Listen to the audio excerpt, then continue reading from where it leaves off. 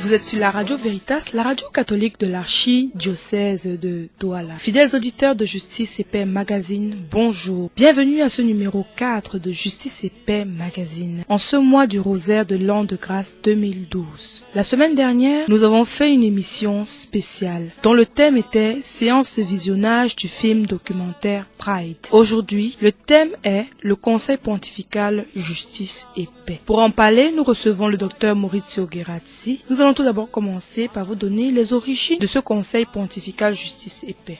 Le Concile Vatican II avait souhaité la création d'un organisme de l'Église universelle, chargé d'inciter la communauté catholique à promouvoir l'essor des régions pauvres et la justice sociale entre les nations. En réponse à ce désir, le 6 janvier 1967, par le motu proprio Catholicam Christi Ecclesiam, le pape Paul VI créait la Commission pontificale Justitia et Pax. 2 mois plus tard, l'encyclique Populorum Progressio souligne l'importance de la commission dont le nom seul est déjà tout un programme. Après une période expérimentale de 10 ans, la commission reçoit du pape Paul VI son statut définitif par le motu proprio Justitiam et Pacem. Bonjour Dr Gherazzi. Bonjour Thérèse. Merci d'avoir répondu une fois de plus à nos sollicitations. Docteur Gherazzi, nous allons aller de plein pied dans les questions du jour. Nous avons lu les origines, mais un peu du chinois. Est-ce que vous pouvez nous apporter un petit éclaircissement? Qu'est-ce que le Conseil pontifical Justice et Paix et pourquoi on en parle aujourd'hui? Merci beaucoup pour la question. Je pense que c'est une question très pertinente. Souvent, on entend toujours parler de justice et paix, de cette commission ou de comité. On se demande qu'est-ce que cela est, qu'est-ce que cela signifie. C'est vrai que le mot justice, le mot paix, tout le monde le connaît, mais ensemble, comme titre d'une commission, aujourd'hui on entend même que c'est un conseil pontifical qui s'appelle comme ça signifie même quoi? Pour tenter de vous donner une réponse, c'est vrai qu'on a dit qu'on a trop parlé le chinois, mais quand même, j'ai une petite citation à vous lire. C'est une citation de l'encyclique Gaudium et Spes, l'encyclique qu'on a citée plusieurs fois. Elle dit « Les joies et les espoirs, les tristesses et les angoisses des personnes, des pauvres surtout, et de tous ceux qui souffrent, sont aussi les joies et les espoirs, les tristesses et les angoisses des disciples du Christ. » Avec ce mot, je pense qu'on a vraiment un résumé dense de ce que est la tâche du Conseil pontifical Justice et Paix.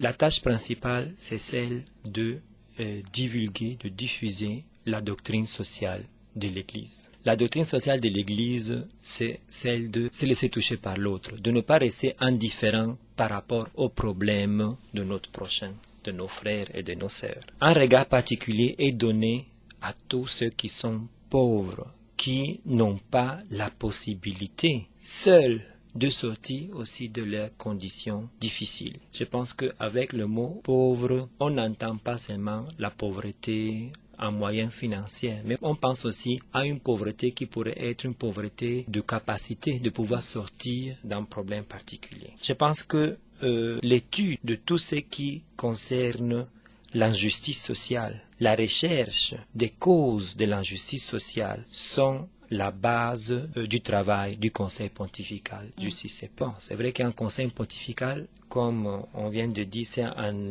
organisme de l'Église universelle. Alors c'est un conseil qui s'occupe de la justice sociale, si vous voulez, en version planétaire pour toute la planète. Leur but, c'est celui de voir quels sont les signes du temps par rapport à notre planète. Par exemple, l'injustice peut être aussi comment l'être humain est en train de détruire la planète. Comment on maltraite l'environnement. Nous tous, après, comme individus, nous allons souffrir de tout cela. Le Conseil pontifical Justice et Paix donne à nous tous chrétiens des lignes directrices de travail quotidien pour concrétiser la justice à notre niveau et pour avoir, par conséquent, une paix durable. Docteur Gherazzi, quand on dit Conseil pontifical Justice et Paix, on pense au Vatican, donc ça veut dire que le Conseil pontifical est lié au Vatican directement, au pape?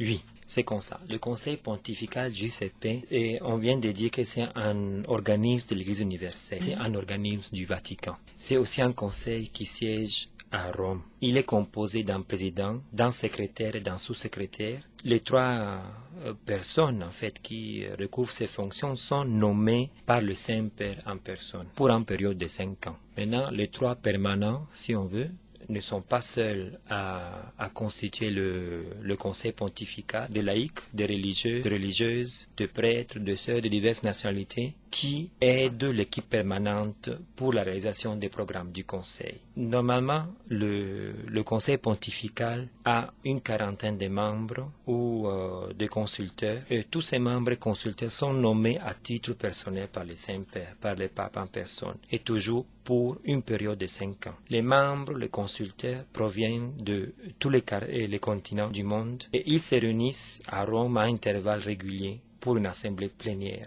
Et c'est pendant cette assemblée qu'ils arrivent à avoir des échanges très profonds sur ce que eux-mêmes appellent les signes des temps. Où est-ce que notre planète est en train d'aller? Est-ce qu'on est dans la bonne direction? On est dans la direction de construire la justice et par conséquent aussi la paix partout dans le monde, ou est-ce qu'on est en train d'aller dans la mauvaise direction? Dans ces cas-là, le Conseil pontifical Justice et Paix dénonce la mauvaise direction qui a été prise. Docteur Guerrazzi, lorsque vous avez parlé tout à l'heure des signes de temps, moi ça m'a directement propulsé dans l'évangile où Jésus dit que vous n'êtes pas capable de discerner les signes du temps. Vous savez que si vous voyez le ciel noir, vous savez qu'il va pleuvoir, mais vous n'êtes pas capable de discerner les signes du temps. Est-ce que c'est une façon de dire que à Justice et Paix, on doit pouvoir discerner les signes du temps présent, des choses qui arrivent, du règne du Christ qui vient? Expliquez-nous plus concernant ces signes du temps.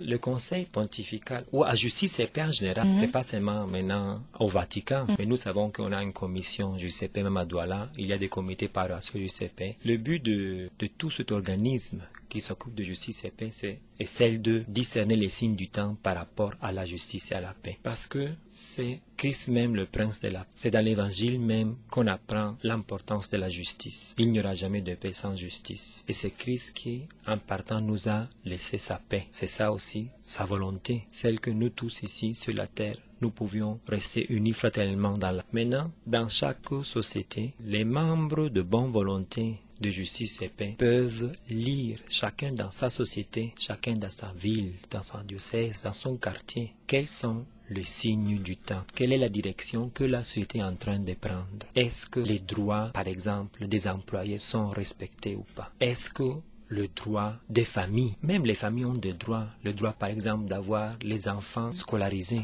est-ce que ces droits-là sont respectés ou pas? Quelles sont les causes du manque du respect? Comme je disais, le Conseil pontifical, il a comme but d'abord celui de faire des études de recherche, de comprendre quels sont les signes du temps. Comprendre les signes du temps, ça signifie pas seulement sortir en route et voir ce qui se passe, mais aussi comprendre quelles sont les causes les plus profondes. Pour ceux qui nous entendent ici à Radio Veritas, vous savez que nous sommes sortis en route. C'est vrai, pendant la journée internationale de la paix. Mais on est sorti avec un outil très important, celui du questionnaire, pour demander aux gens, à nos concitoyens ici à Douala, qu'est-ce que signifie paix? Qu'est-ce que c'est pour vous la paix véritable? Quels sont les défis que la paix a, selon vous ici à Douala? C'est pour comprendre quel est le niveau de conscience que la société a ici à Douala par rapport à la paix. C'est sur cette base que nous aussi nous allons entreprendre notre travail. Avoir des données, pouvoir les exploiter, pouvoir comprendre quels sont les signes du temps, ça c'est notre travail. Merci Dr Guerrazzi. Nous allons tout de suite passer à la seconde question. Quel est le but et le mandat du Conseil pontifical Justice et Paix?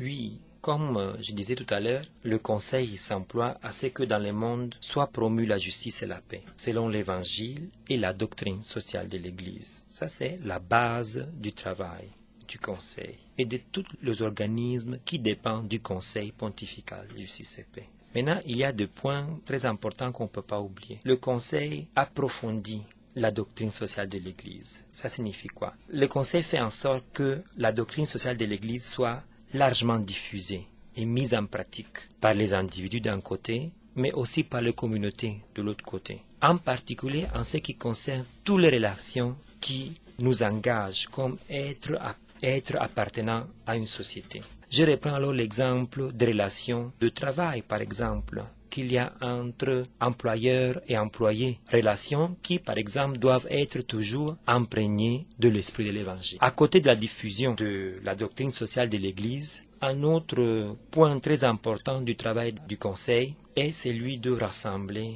d'évaluer les informations et les résultats d'enquête sur tout ce qui concerne la justice et la paix, sur tout ce qui concerne les progrès des peuples, les violations des droits de l'homme. Une fois que les résultats d'enquête sont évalués, on peut en tirer des conclusions pour ce qui concerne notre travail futur. Qu'est-ce qu'il faut faire? Quels sont nos conseils afin que la société puisse devenir plus juste par rapport à ce qu'elle est maintenant? Comme troisième point, le Conseil pontifical Justice et Paix s'emploie aussi à sensibiliser les peuples à la promotion de la paix. La paix est toujours vue comme conséquence de la justice. Il n'y aura jamais de paix sans justice. Voilà, je pense, les 3 points principaux du mandat du Conseil pontifical Justice et Paix. Et je veux dire que par rapport à ce mandat, chaque service national Justice et Paix, chaque commission Justice et Paix du diocèse, chaque comité paroissial Justice et Paix doit avoir ces 3 points fondamentaux comme phare qui guide le travail de Justice et Paix. Merci Dr Guérassi pour ces éclairages parce que c'était un peu confus dans nos esprits et je crois que maintenant, même à la maison, les uns et les autres peuvent savoir un peu d'où part tout ce concept de commission de Justice et Paix, ça part du Conseil pontifical Justice et Paix. On arrive aux conclusions que le Dr Maurizio a données. Nous allons observer une respiration musicale avec une proposition de 5 minutes.